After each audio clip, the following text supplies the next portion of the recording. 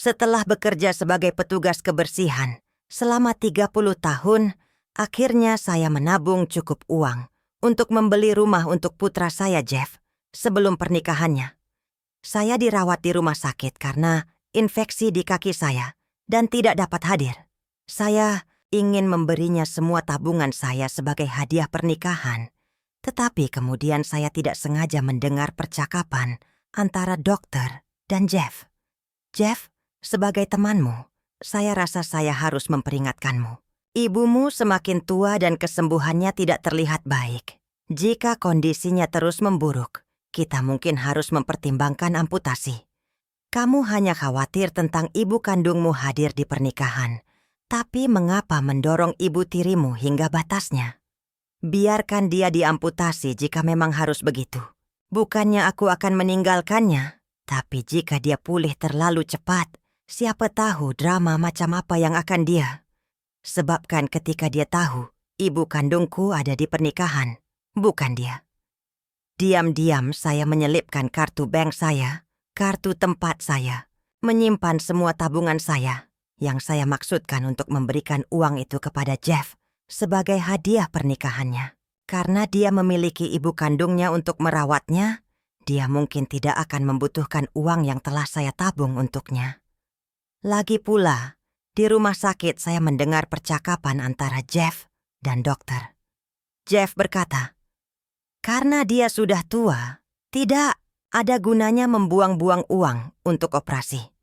Pin baja di kakinya bukan masalah besar, dia tidak akan mati karenanya. Rawat saja secara sederhana.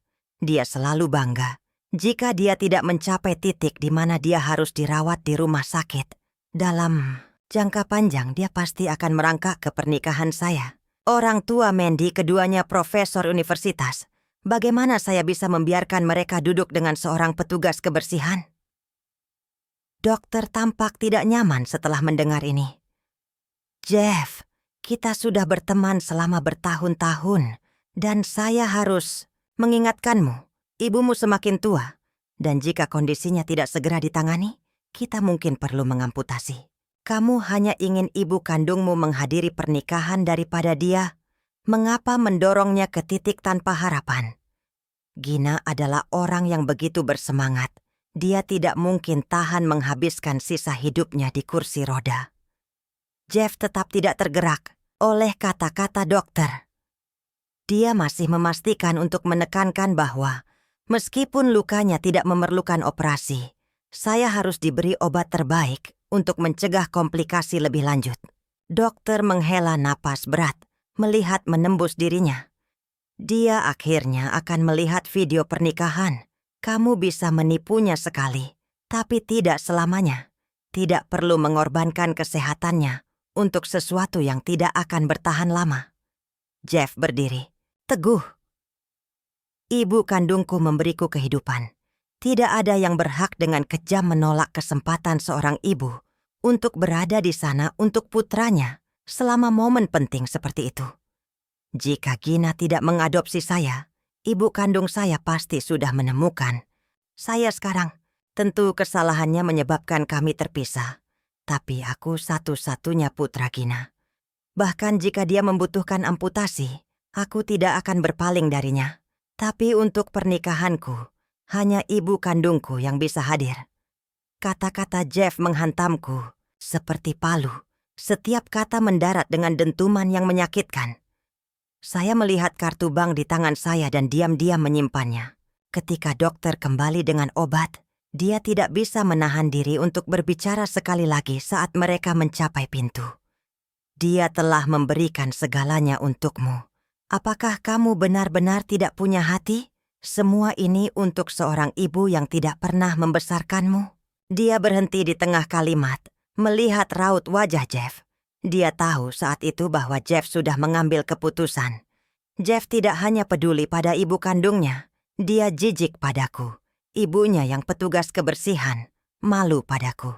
Tapi pernahkah dia mempertimbangkan bahwa sayalah petugas kebersihan itu yang menyekolahkannya, membelikannya rumah dan mobil? Ibu kandungnya yang elegan dan mertuanya yang terpelajar tidak menyumbang sepeser pun. Saya tidak pernah menyangka bahwa putra yang saya besarkan selama 30 tahun akan memperlakukan saya seperti ini. Diliputi amarah dan ketidakpercayaan, saya pingsan di ranjang rumah sakit. Tetapi yang lebih mengejutkan saya adalah kekejaman Jeff. Jauh melampaui apa yang bisa saya bayangkan. Dokter dengan cepat merawat luka saya dan pergi. Jeff menyeka tangan dan wajah saya, menganggap saya masih tertidur, tidak menyadari keadaan sadar saya. Dia dengan santai mulai mengobrol dengan tunangannya, Mandy. Dia berkata, "Mandy, jangan khawatir. Ibuku sangat mencintaiku sehingga semua uangnya pasti akan jatuh ke tanganku. Begitu aku mendapatkannya, aku akan membelikanmu mobil yang kamu inginkan. Sayang, kamu sudah berkorban dengan menikahiku, mengetahui siapa ibuku. Aku berjanji akan memastikan kamu memiliki kehidupan yang bahagia." Beberapa kali Mandy membuat permintaan yang tidak masuk akal. Tetapi saya selalu berpikir bahwa selama mereka bahagia, tidak ada hal lain yang penting. Saya tidak pernah menolak permintaan mereka. Saya tidak pernah membayangkan hal-hal akan meningkat seperti ini. Bahwa sekarang dia ingin menggunakan uang saya untuk membelikannya mobil. Jeff tidak menginginkan saya di pernikahannya. Tetapi uang untuk mobil itu, dia baik-baik saja jika saya yang menyediakannya. Sungguh anak yang berbakti. Pada hari pernikahan, dia tidak akan ada di sana. Saya sengaja menggunakan alat yang paling rentan infeksi dan tidak melakukan operasi padanya. Jika dia tidak menjalani operasi pada kaki itu dalam sebulan, kakinya akan hancur. Dia tidak akan memiliki kekuatan untuk menimbulkan masalah di pernikahan. Jangan khawatir. Cantik. Setelah pernikahan, kita akan memiliki 2 bayi cantik. Ibuku tidak akan bisa bergerak, jadi kita perlu merawatnya. Tetapi tabungannya akan cukup untuk membantu kita membesarkan anak-anak. Rasa sakit yang tajam mencengkeram dada saya. Mata saya tanpa sadar dipenuhi air mata. Saya tidak pernah berpikir bahwa hanya untuk mencegah saya menghadiri pernikahannya, dia akan merencanakan sesuatu seperti ini dengan sangat teliti. Dia begitu kecil saat itu. Saya ingat berjalan melewati panti asuhan ketika dia meraih lengan baju saya dan menolak untuk melepaskannya. Merasa kasihan sesaat, saya membawanya masuk untuk memberinya kehidupan yang lebih baik. Saya memulai bisnis, saya sendiri, berharap menghasilkan lebih banyak uang. Tetapi ketika bisnis itu gagal, dan tidak ada peluang kerja bagus lainnya yang datang, saya tidak punya pilihan selain bekerja banyak pekerjaan, melakukan segala macam pekerjaan pembersihan. Saya berhemat untuk memberinya kehidupan yang lebih baik. Tidak pernah sekalipun meminta imbalan apapun. Dia berusia 30 tahun sekarang, dan saya masih memberinya uang saku bulanan. Khawatir dia mungkin kesulitan sendiri. Saya telah menghabiskan separuh hidup saya mengkhawatirkannya, hanya untuk menemukan bahwa saya tidak dapat dibandingkan dengan ibu yang meninggalkannya. Jika dia pikir ibu kandungnya lebih bermartabat, biarkan dia yang membayar mobil itu. Sedangkan saya tidak akan lagi menginvestasikan emosi saya pada mereka. Saat Jeff keluar mengambil obat saya, dia dengan ceroboh meninggalkan ponselnya di samping tempat tidur. Saya tahu kata sandinya, jadi membukanya mudah. Saat itulah saya menemukan dia telah berhubungan dengan ibu kandungnya sejak lama. Dia telah mengiriminya foto mereka berdua sedang makan malam bersama. Wanita di foto itu seusiaku ketika aku masih muda, tapi dia terlihat jauh lebih muda dariku sekarang. Selama bertahun-tahun, saya telah bekerja tanpa lelah untuk menabung demi Jeff. Saya tidak pernah berani istirahat, selalu di bawah terik matahari dan angin. Sekarang, dengan pernikahannya yang semakin dekat, saya pikir akhirnya saya bisa santai. Tetapi saya telah melihat di internet betapa jauh lebih sulit bagi kaum muda saat ini untuk membesarkan anak. Dan saya takut cucu-cucu saya akan menderita. Jadi saya mendorong diri saya lebih keras lagi, bekerja siang dan malam untuk membantu menabung bagi mereka. Bertahun-tahun melakukan ini telah memakan korban. Melihat diri saya di cermin, saya bisa melihat bahwa saya telah menua jauh lebih cepat daripada orang-orang seusia saya.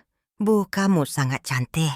Terima kasih telah memberiku gen yang sangat baik, kata Jeff, berbicara kepada ibu kandungnya dengan penuh kasih sayang. Selalu dia yang lebih banyak bicara, ibunya yang lebih sedikit bicara. Dia bahkan sering melakukan panggilan video dengannya.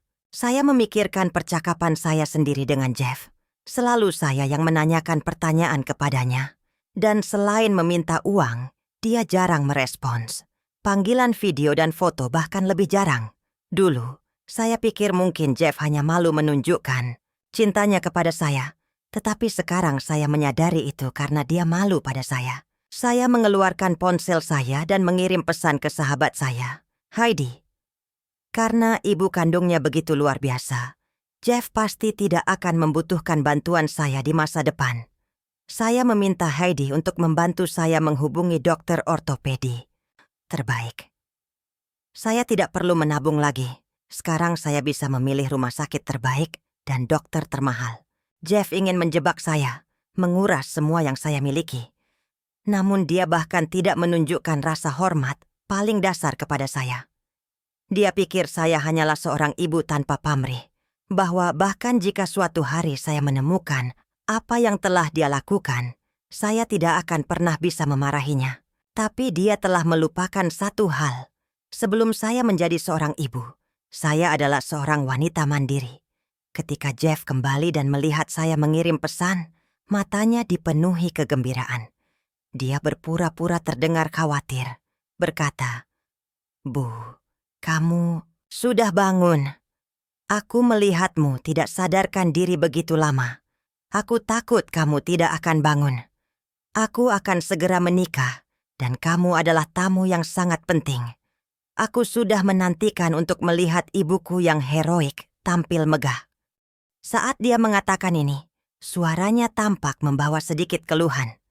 "Tapi dokter bilang, kamu perlu istirahat sebentar. Jadi kamu pasti tidak akan bisa menghadiri pernikahanku. Sayang sekali kamu akan melewatkannya." Saya selalu menyimpan alat pembersih saya dengan rapi di tempatnya. Jika Jeff tidak memindahkannya, saya tidak akan pernah menginjak alat runcing yang tajam itu.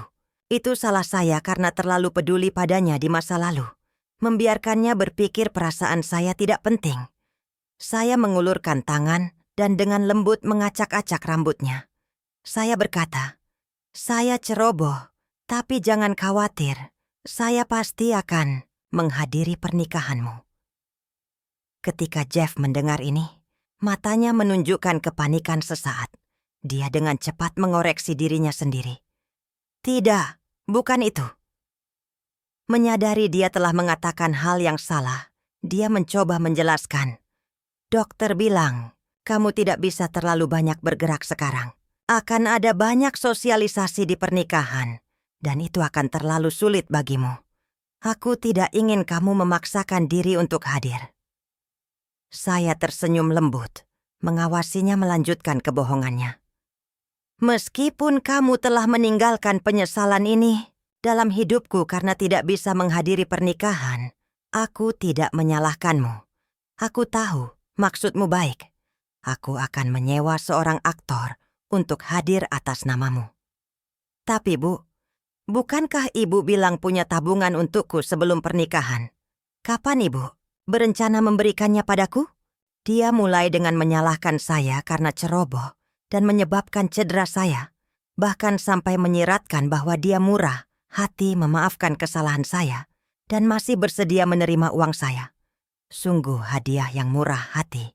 Mungkin karena saya belum setuju untuk menyerahkan uang itu, tetapi Jeff jelas mulai cemas.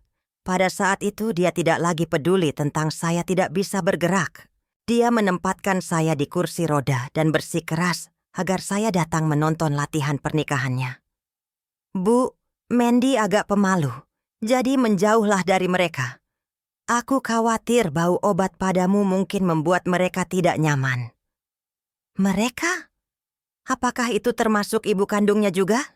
Jeff pikir dia menyembunyikannya dengan baik, tetapi sedikit yang dia tahu, Saya sudah melihat ibu kandungnya yang bermartabat jauh sebelum dia pikir saya akan melihatnya. Simpanan seorang pria tua kaya raya. Nah, itu baru martabat yang sesungguhnya. Jeff menempatkan saya di sebuah ruangan kecil yang terpisah sebelum dengan cepat bergegas keluar. Saya mendorong diri saya di kursi roda menuju tempat acara. Lagi pula saya telah menghabiskan uang untuk mempersiapkan pernikahan ini.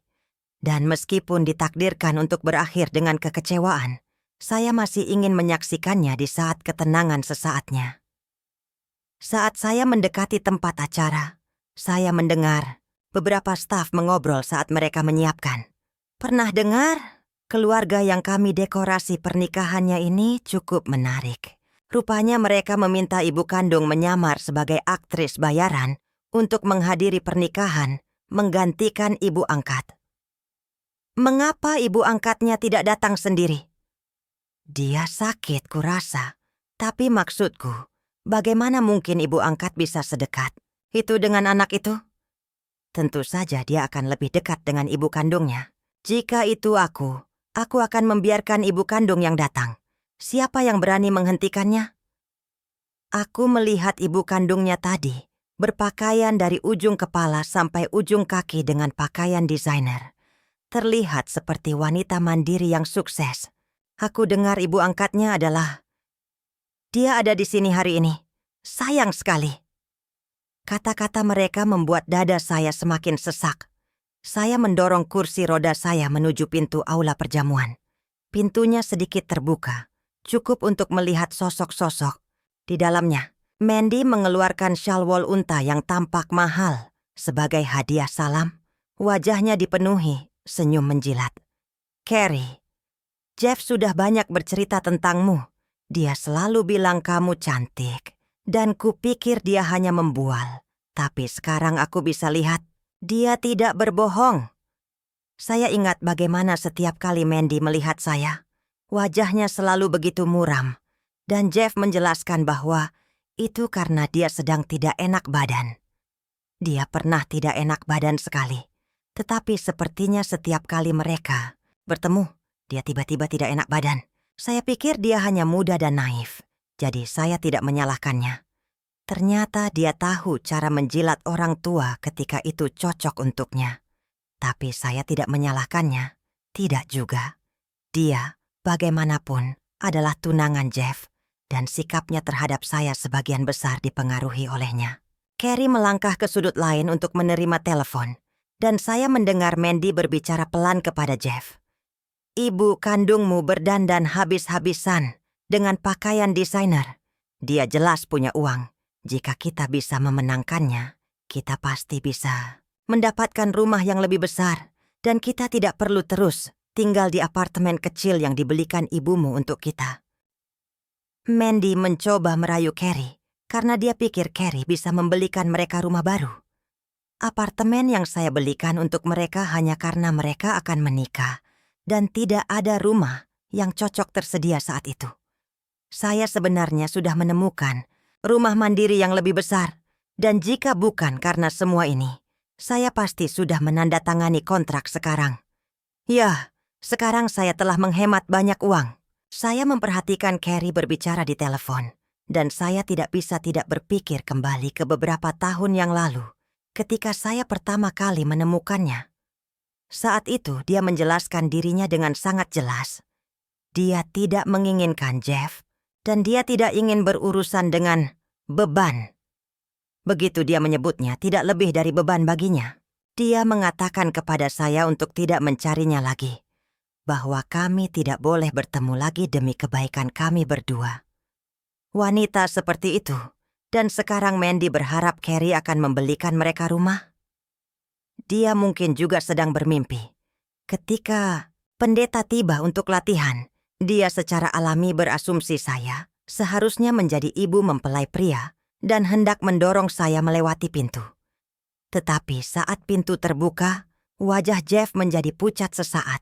Dengan cepat pulih dan memberitahu pendeta bahwa Carrie sebenarnya adalah ibunya. Pendeta pernah melihat saya sebelumnya ketika kami menandatangani kontrak tempat pernikahan dan sekarang mendengar kata-kata Jeff Ekspresinya menjadi kompleks. Jeff awalnya membawa saya ke sini mengatakan, saya akan menghadiri latihan sebagai ibunya. Tetapi sekarang Carrie ada di sini. Saya jelas tidak punya tempat lagi. Saat mereka memulai latihan, saya menerima pesan dari Heidi. Heidi memberitahu saya bahwa dokter ortopedi terbaik telah diatur dan saya bisa dirawat di rumah sakit kapan saja. Dia mengkonfirmasi untuk terakhir kalinya. Tapi itu putra yang telah kamu besarkan selama 30 tahun. Bagaimana jika dia berubah pikiran? Menyadari dia telah melakukan kesalahan dalam meminta maaf padamu? Akankah kamu melunak? Mungkin, jawab saya. Saya melirik ke arah trio harmonis di atas panggung. Tetapi saya tidak percaya ada kesempatan baginya untuk berbalik arah. Begitu saya menyelesaikan apa yang perlu saya lakukan, Anda bisa membawa saya ke rumah sakit lain. Karena ikatan ibu anak, kami akan segera berakhir. Saya akan memberinya satu hadiah terakhir. Latihan berakhir, dan waktunya makan malam. Jeff telah memilih restoran yang tampak mahal. Mereka mungkin mengira saya sudah tua dan tuli, jadi mereka tidak repot-repot berhati-hati. Saya mendengar Mandy diam-diam berkata, "Tempat ini terlalu mahal. Kita tidak perlu datang ke sini. Kita masih perlu menabung untuk rumah yang lebih besar." Jeff melambaikan tangannya. "Jangan khawatir tentang uang saat kamu bersama Gina. Dia akan diam-diam membayarnya. Dia cacat sekarang dan hanya akan menyeretku ke bawah nanti. Lebih baik dia bersikap baik. Aku tidak bisa membuat ibu kandungku menderita. Dia terbiasa dengan tempat-tempat mewah. Di tengah makan malam, saya memberitahu mereka bahwa saya perlu menggunakan kamar kecil dan mendorong kursi roda saya keluar. Baik Mandy maupun Jeff tidak menunjukkan kekhawatiran tentang bagaimana saya akan mengelola penggunaan kamar kecil mengingat kondisi saya. Sebaliknya mereka bertukar pandang, jelas berasumsi saya akan membayar tagihan. Saya berjuang untuk mendorong kursi roda ke pintu, tetapi setelah mengutak-atiknya sebentar, saya tidak bisa membukanya. Jeff melihat saya berjuang, tetap duduk dan tidak bergerak. Mandy juga tidak peduli. Kemudian Carrie berdiri dan berkata, "Biar saya antar kamu ke kamar kecil." Jeff dengan cepat berdiri, matanya penuh kekhawatiran pada Carrie. "Tidak perlu. Dia bisa mengaturnya sendiri. Jangan repot-repot." Ketika saya menatapnya, dia mengubah nadanya. "Ibuku selalu kuat dan bangga. Dia tidak suka merepotkan orang lain. Dia hanya ingin saya fokus mempersiapkan pernikahan." Mandy memberi Jeff sinyal, mendesaknya untuk mendapatkan uang. Jeff bahkan tidak menatapku, malah mengejekku. "Jangan khawatir, Mandy. Tidak ada yang menahannya di sini. Dia ingin pergi, biarkan saja. Mari kita lihat siapa yang akan menerima orang seperti dia selain aku."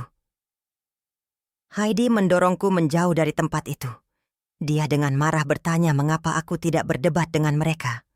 Aku hanya lega, telah menghemat biaya makan lagi. Semua uang yang telah kuinvestasikan untuk pendidikannya, untuk membesarkannya sudah cukup. Tapi uang yang kuhabiskan untuk rumah dan mobilnya, itu akan kudapatkan kembali. Hari itu juga, aku mengurus kepulanganku dari rumah sakit dan menjalani operasi kaki yang dilakukan oleh dokter yang telah diatur Heidi untukku. Operasi berjalan, lancar, dan dokter berkata aku akan pulih sepenuhnya dalam sebulan. Kurang dari seminggu kemudian, aku menerima pesan dari Jeff. "Bu, kenapa ibu meninggalkan rumah sakit tanpa bilang apa-apa?" Jadi, butuh waktu selama ini baginya untuk menyadari aku telah meninggalkan rumah sakit? Jeff tidak bodoh. Sekarang dia pasti sudah tahu bahwa aku sudah tahu. Orang yang menggantikanku sebenarnya adalah ibu kandungnya. "Bu, aku tahu Carrie mendorongmu, tapi dia wanita yang kuat dan sukses. Jika ibu tidak memprovokasinya, dia tidak akan mengganggumu. Dia hanya hadir atas namamu, tapi di hatiku hanya ibu-ibu kandungku. Bu, tolong balas pesanku. Pernikahanku, sebulan lagi. Aku tidak bisa tanpamu restu. Mandy sangat menantikan untuk bertemu ibu di sana. Jadi dia baru mengingatku sekarang karena dia butuh uang. Saat itulah dia menyadari aku tidak lagi di rumah sakit. Aku menggulir ke bawah pesan-pesannya. Senyum mengejek melintasi bibirku. Bu, ibu keras kepala tentang perawatan ibu. Jika ibu akhirnya kehilangan anggota tubuh, ibu masih membutuhkan Mandy dan aku untuk merawat ibu. Ibu hanya bisa mengandalkan kami. Jadi percayalah padaku, aku akan bertanggung jawab untuk ibu. Aku melihat kakiku yang sudah sembuh dengan baik dan menjawabnya. Jangan khawatir, kamu akan mendapatkan uangku di hari pernikahanmu. Aku tidak bermaksud untuk menghadapi mereka, tetapi karena Carrie dan Jeff mendorongku seperti ini, aku tidak bisa membiarkan mereka lolos begitu saja. Sudah waktunya untuk melawan. Pada hari pernikahan, aku sengaja memilih pakaian cerah. Aku tidak punya kekhawatiran lagi sekarang. Uang apapun yang kumiliki bisa kuhabiskan untuk diriku sendiri. Tidak ada seorang pun di ruangan itu yang mengenaliku sebagai wanita di kursi roda. Selama latihan, aku duduk di sudut terjauh, mendengar Jeff diam-diam berbicara kepada Mandy di telepon. Ibuku memberitahuku dia akan memberiku uang hari ini. Dia cacat sekarang, jadi dia tidak akan berani menolakku atau menimbulkan masalah. Jangan khawatir. Pernikahan secara resmi dimulai dengan musik hangat memenuhi udara. Segera tiba waktunya untuk pidato pengantin baru. Setelah semua orang berbagi restu mereka, para tamu mulai makan malam dan suasana di ruangan itu menjadi lebih ringan. Carrie duduk dengan tenang dan semua orang berkomentar betapa cantiknya ibu Jeff, betapa anggunnya dia tampak dari jauh. Aku melihat Mandy tampak tidak senang, tampaknya berdebat dengan Jeff yang mencoba menenangkannya. Kemudian dia berdiri dan pergi ke sudut untuk menelepon. Pada saat itu dering keras bergema di seluruh tempat acara. Klakson yang kubeli menenggelamkan semua kebisingan dan dering itu memenuhi ruangan. Jeff, apakah kamu memanggilku? Aku berdiri dari kursi tamu. Ketika Jeff berbalik, matanya terbelalak kaget. Dia takut penampilanku akan merusak pernikahannya dan bergegas ke arahku. Bu, apa yang ibu lakukan di sini? Aku menyuruhmu istirahat di rumah, bisiknya. Kamu menyuruhku membawakanmu uang, bukan? Bagaimana aku bisa memberikannya padamu jika aku tidak datang? Aku memegang klakson, dan meskipun bising, suaraku terdengar oleh semua orang. Dalam arti tertentu, Jeff tidak sepenuhnya tidak masuk akal karena tidak menginginkanku menghadiri pernikahannya. Karena, sejujurnya, aku tidak pernah membiarkan diriku menjadi keset. Tetapi ketika aku di rumah sakit dan terluka, aku tidak bisa gegabah. Pelajaran terbesarku dalam hidup adalah bahwa seseorang harus tahu kapan harus bertahan dan kapan harus membela diri. Jika aku menghadapi Jeff saat itu, aku tidak bisa menjamin apa yang akan dilakukan putra berhati dingin ini padaku. Tapi sekarang keadaannya berbeda. Aku sudah pulih sepenuhnya. Aku tidak akan membiarkan siapapun menginjak-injakku. Jangan pernah main-main dengan wanita yang telah berjuang keras dalam hidupnya.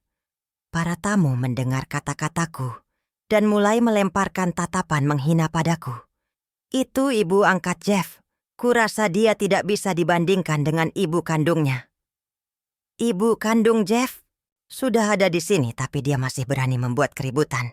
Ibu angkat tidak pernah benar-benar peduli pada anak-anak mereka. Jeff sangat menyedihkan.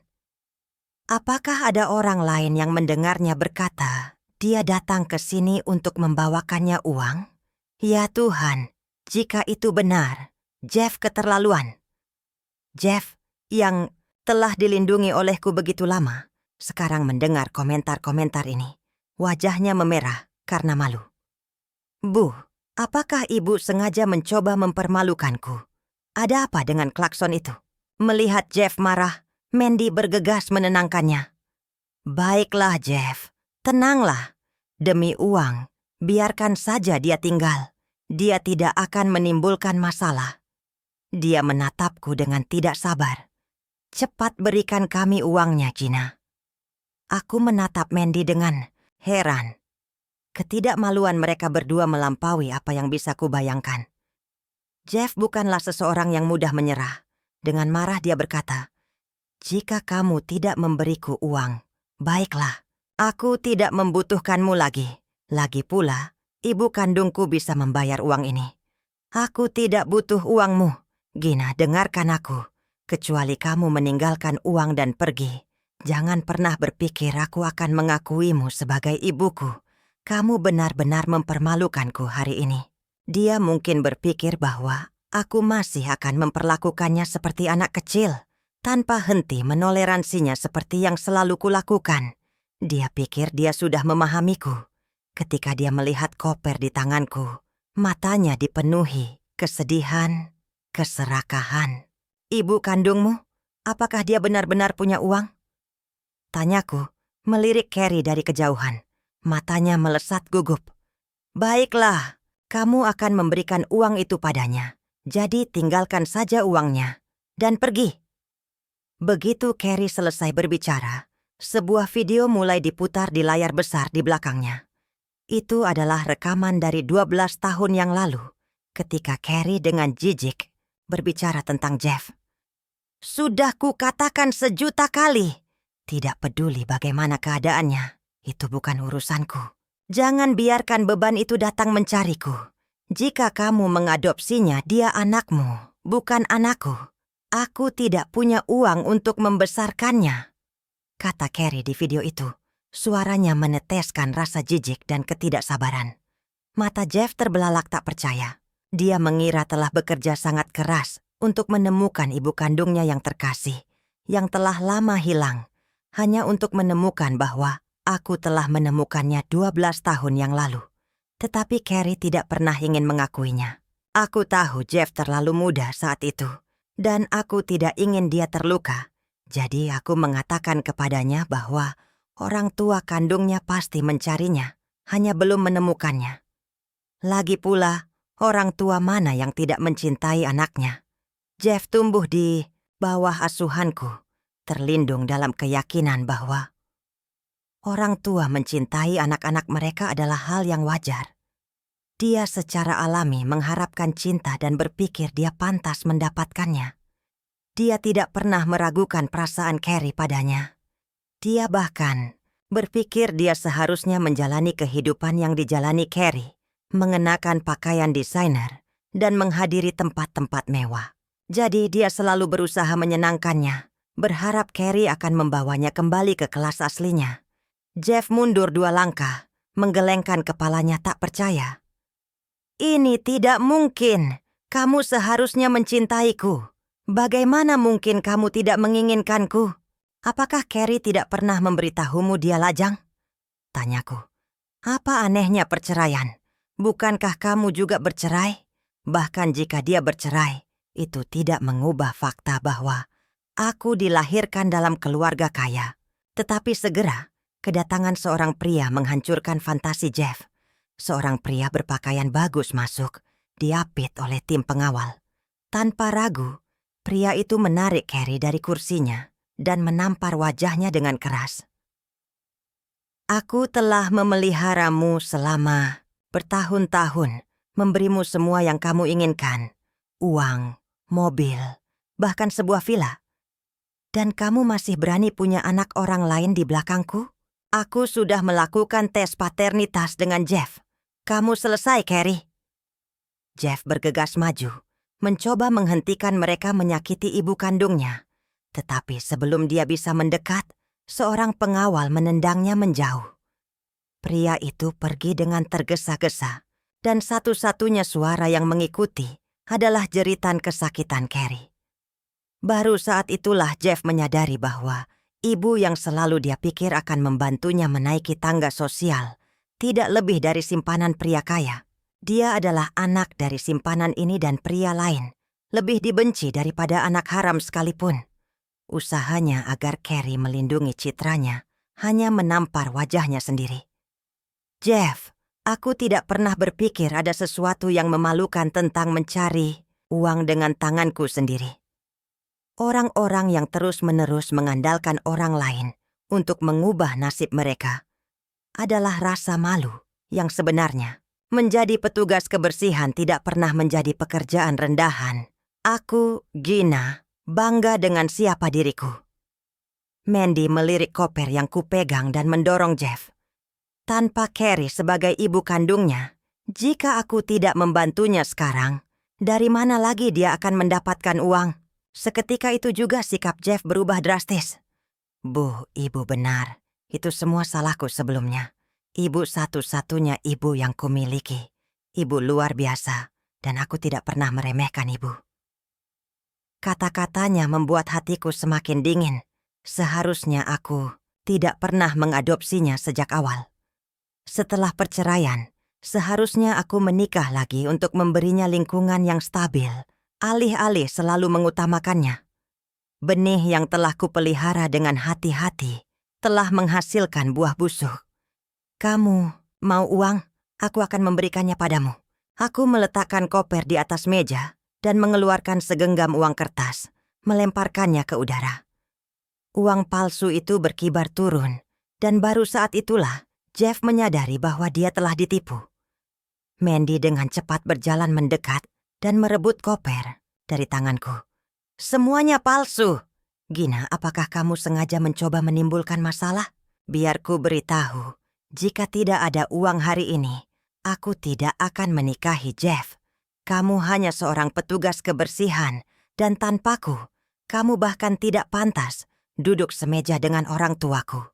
Orang tua Mandy terus menatapku dengan jijik yang sama, seperti sebelumnya. Aku meraih klakson dengan tenang. Aku berkata, kamu benar. Aku datang ke sini untuk menimbulkan masalah. Tempat acara dan perjamuan untuk pernikahan ini semuanya dibayar olehku. Aku baik padamu, tetapi kamu menyebutku tikus, betina di belakangku. Sekarang biarkan aku tunjukkan seperti apa tikus betina yang sebenarnya. Aku berdiri di atas kursi dan mengungkap semua hal memalukan yang telah mereka lakukan. Setiap detail diungkapkan.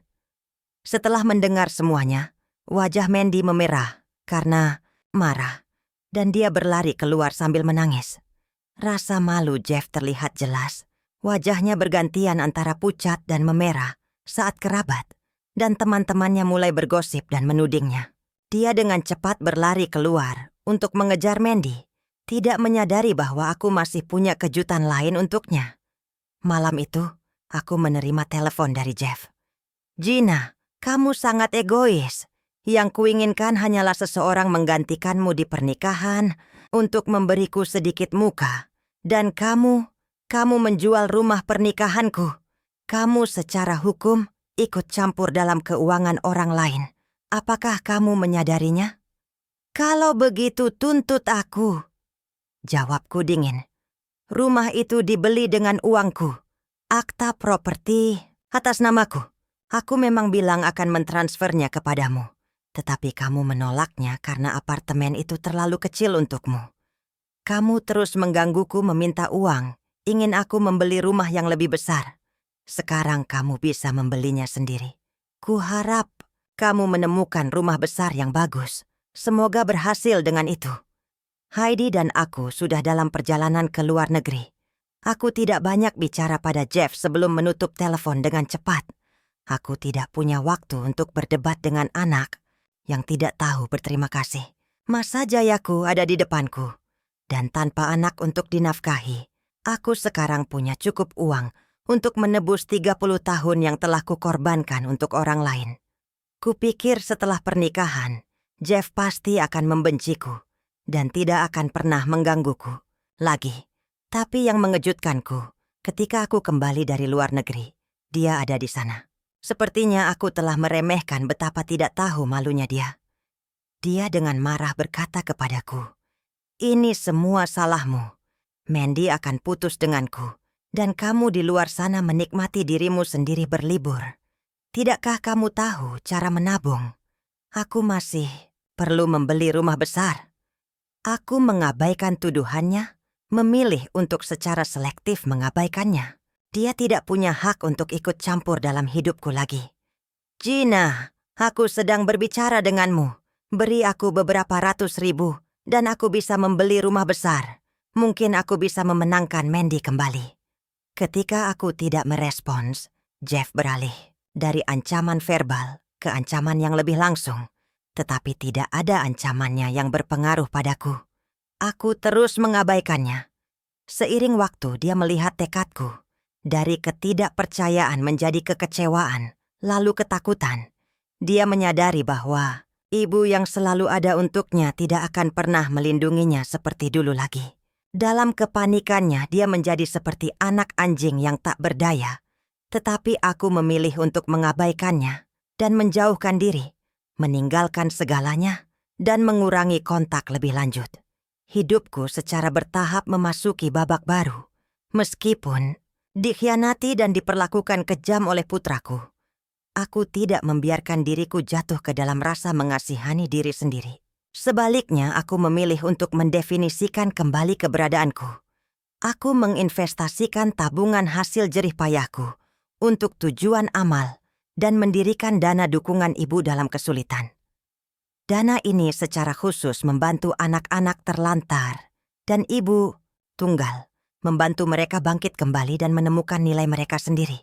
Suatu hari, aku berdiri di atas panggung pada upacara pendanaan, mengenakan pakaian sederhana namun elegan. Tatapanku terfokus pada anak-anak di antara penonton. Mereka berpakaian rapi, wajah mereka bersinar dengan senyum cerah. Di balik setiap senyuman ada rasa sakit dan pengorbanan yang pernah kualami. Melihat mereka, aku merasakan kepuasan dan kedamaian yang belum pernah kualami sebelumnya. Aku akhirnya menemukan tujuanku, memberi kepada orang lain dan menghangatkan hatiku sendiri. Setelah upacara, aku berjalan turun dari panggung, dan seorang gadis muda dengan wajah polos menarik lengan bajuku dengan lembut. Pada saat itu, aku melihat tatapan yang sama seperti yang dimiliki Jeff di panti asuhan. Hatiku bergetar, dan aku berjongkok setinggi dia. Dengan lembut aku berkata, "Kali ini, kita akan memilih keluarga yang kamu suka." Mata gadis itu berbinar, dan dia menggenggam tanganku erat-erat seolah telah menemukan kehangatan yang telah lama dirindukannya. Pada saat itu aku mengerti. Transmisi cinta dan harapan tidak pernah berhenti. Aku melepaskan beban masa lalu yang tidak perlu dan merangkul kehidupan baru yang menantiku. Seiring berjalannya waktu, aku secara bertahap mendapatkan kembali kecintaanku pada kehidupan.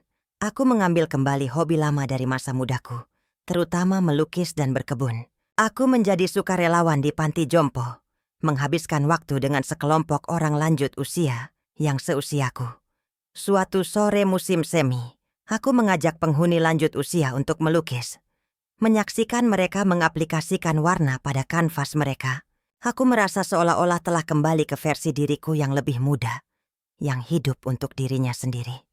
Di kanvasku sendiri mekar bunga matahari dengan sinar matahari menyinari setiap kelopak, warnanya cerah dan hangat. Aku berbisik pada diriku sendiri. Ternyata warna-warna paling cerah adalah yang dijalani bukan untuk orang lain. Di sampingku, duduk seorang pensiunan guru, dan kami berbagi pemikiran tentang warna dan bertukar cerita dari masa lalu kami. Pada saat itu, aku tiba-tiba merasa bahwa semua kesepian dan kecemasan yang kurasakan sebelumnya menghilang. Aku bukan lagi wanita yang memberikan segalanya untuk orang lain. Aku adalah seseorang yang bisa hidup untuk dirinya sendiri. Dalam waktu yang kuhabiskan bersama para lansia, aku menemukan kembali makna hidup dan kesetaraan sejati dalam hubungan. Inilah yang selalu kurindukan, dan aku akhirnya menemukan tempat perlindungan spiritualku. Sementara itu, dibandingkan dengan kehidupan baru yang kurangkul, dunia Jeff sudah lama runtuh. Tidak lama setelah pernikahan, Mandy mengajukan gugatan cerai. Awalnya Jeff enggan menerimanya, tetapi Mandy segera meninggalkannya pesan suara yang mengancam. Apakah kamu benar-benar berpikir kamu masih bisa memeras uang dari ibumu setelah semua ini? Jangan pernah mengandalkannya lagi. Jeff tidak bisa menerimanya. Dia terus memohon Mandy untuk rujuk, tetapi semuanya sia-sia. Dia sudah bosan dengan hubungan itu dan tidak bisa lagi menoleransinya. Sementara itu Carrie dipecat oleh Sugar, daddy-nya, dan rahasianya terbongkar. Dia sekarang hidup dengan menjual perhiasannya. Dan Jeff mulai merasakan beban kekejaman dan sikap dingin yang pernah dia tunjukkan padaku. Itu adalah perhitungan yang akhirnya menyusulnya. Suatu hari, saat mengobrak-abrik barang-barang di rumah lama kami, Jeff menemukan buku tabungan yang menguning. Di dalamnya terdapat entry seperti biaya perjalanan Jeff dan biaya kuliah Jeff. Setiap jumlah mewakili pengorbananku dan cinta tak terbatas yang telah kuberikan padanya. Hati Jeff sakit luar biasa, seolah-olah dia bisa mendengar suara pecah jauh di dalam dirinya. Uang ini, semuanya dari kerja kerasku, ditabung untuknya. Pada saat itu Jeff memahami kebesaran cinta ibu dan betapa bodohnya dia. Dia menangis terseduh-seduh, air mata penyesalan mengalir di wajahnya. Tetapi sudah terlambat. Beberapa luka tidak akan pernah bisa disembuhkan, dan beberapa kesalahan tidak akan pernah bisa diperbaiki. Aku mendengar tentang keadaan Jeff dari Heidi, tetapi aku tidak merasakan apa-apa selain ketidakpedulian yang tenang. Dia telah membuat pilihannya, dan sekarang dia harus menghadapi konsekuensinya. Aku tidak lagi terikat oleh masa lalu. Aku telah menemukan kedamaian dan kepuasan dalam hidupku sendiri, dan itu sudah cukup.